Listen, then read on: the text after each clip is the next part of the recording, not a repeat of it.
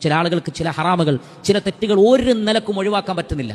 ഇസ്തഹ്വദ അലൈഹിമു ശൈത്താൻ, പിശാച് പിടികൂടിയതാണ്, ശക്തമായി ബന്ധിപ്പിച്ചതാണ്. രക്ഷപ്പെടാൻ റബ്ബിനോട് പറയണം, അള്ളാഹുവിനോട് പറയണം.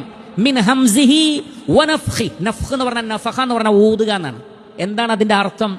ഉലമാക്കൾ പറഞ്ഞിട്ടുണ്ട്, മനുഷ്യനിൽ ഒരു തരം പൊങ്ങച്ച ചിന്ത ഉണ്ടാക്കുക.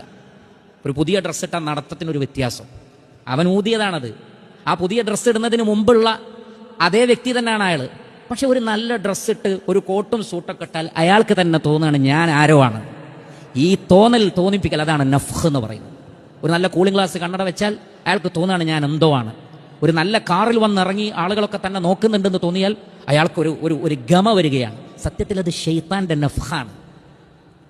നബി സല്ലല്ലാഹു അലൈഹി വസല്ലം പറഞ്ഞത്, മഹാനായ ജിബ്രീൽ അലൈഹി സ്വലാത്തു വസ്സലാം അള്ളാഹുവിൽ നിന്നുള്ള സന്ദേശമായി എൻ്റെ അടുത്ത് വന്നു.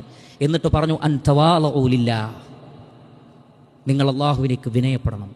തവാലു, വിനയം, താഴ്മ.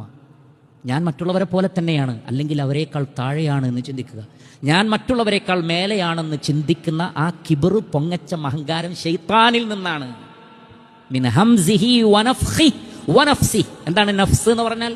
ഉലമാക്കൾ പറഞ്ഞു, പിശാചിന്റെ ഷിഅറുകളാണത്, കവിതകൾ, പാട്ടുകൾ, ഹറാമുള്ള സ്ത്രീ സൗന്ദര്യത്തെ വർണ്ണിക്കുന്ന, പ്രണയത്തെ വർണ്ണിക്കുന്ന, തോന്നിവാസങ്ങൾക്ക് പ്രേരണ നൽകുന്ന എല്ലാ പാട്ടുകളും വാദ്യോപകരണങ്ങളും പിശാചിന്റെ നഫ്സാണ്.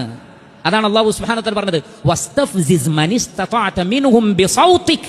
നിന്റെ ശബ്ദം കൊണ്ട് മനുഷ്യരെ ഇളക്കി വിടുക. ശൈത്താന്റെ ശബ്ദം കൊണ്ട് മനുഷ്യർ ഇളകി മറയുന്നതാണ്. നാം ആരെങ്കിലും കേട്ടിട്ടുണ്ടോ ശൈത്താന്റെ ശബ്ദം? ശൈത്താൻ പറയുന്നത് ഇല്ല. പിന്നെ എന്താണ് അതുകൊണ്ടുള്ള ഉദ്ദേശം? ഇബ്നു അബ്ബാസ് റളിയല്ലാഹു അൻഹു പറയാണ്, സംഗീതമാണ് ഉദ്ദേശം. അത് ശൈത്താന്റെ സൗണ്ടാണ്.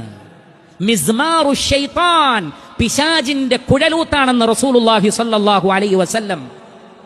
അതിൽ നിന്ന് അഭയം തേടാൻ റബ്ബ് നമ്മോട് പറയാണ്.